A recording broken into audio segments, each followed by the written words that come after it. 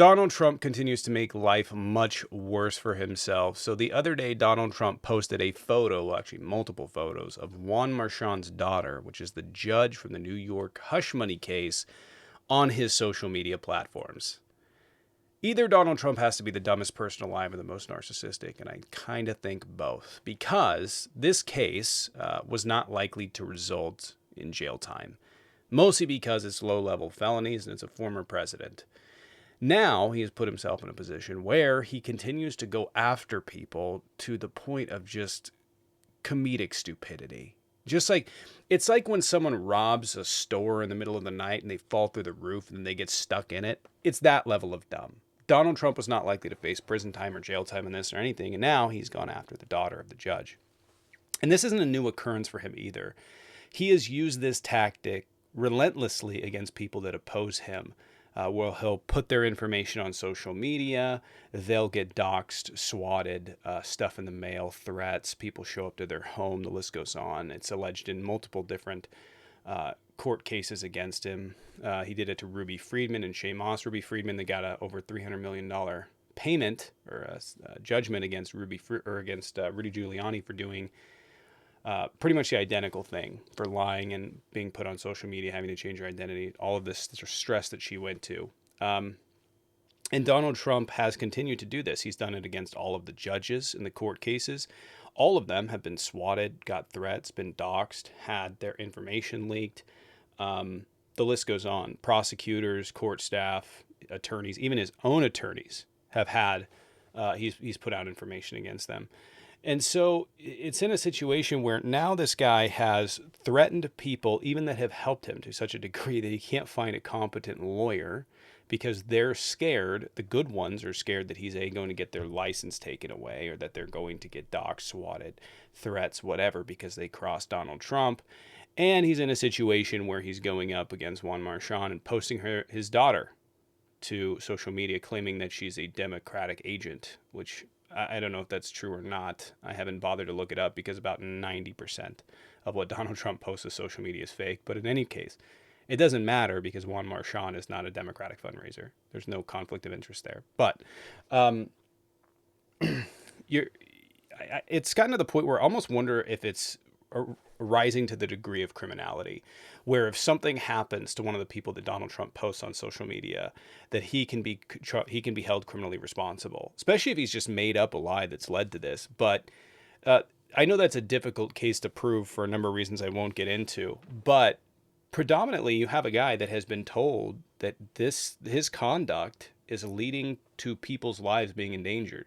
And instead of doing that, when he sees these people get swatted or doxxed or people show up to their house, instead of him changing course, he doesn't do anything. He doesn't say anything. He just allows it to happen. It's because he knows that it's happening.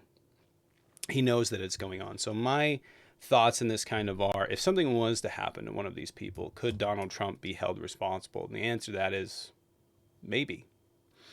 But over and above that, he is going against Juan Marchand that he is now royally pissed off. And there's nothing stopping from Juan Marchand from putting Donald Trump in prison.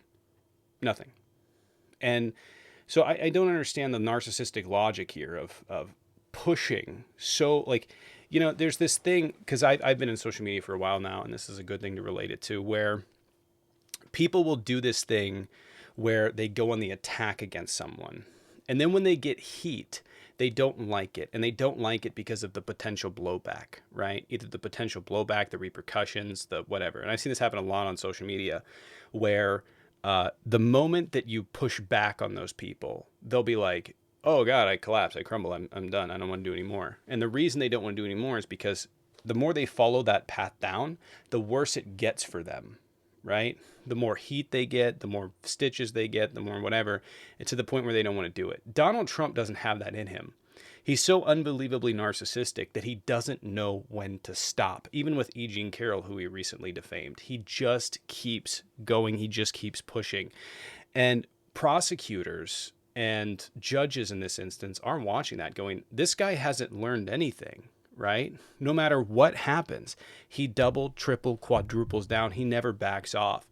And I was under the impression that, you know, if Donald Trump had backed off, if he had stopped pushing back against the judges in these abrasive, just horrific ways, they would mostly let him walk. He'd go with an ankle bracelet or something. Now, and I have believed this for a while, they're going to try and put him in prison. What would be the reason not to? All of these people have already been threatened. He's learned nothing. He continues to do what he continues to do. Obviously, the course of conduct that the court has taken is not working against him. So, and this comes on the heels too of him posting Joe Biden in the back of a pickup truck. He's posted a baseball bat next to Alvin Bragg.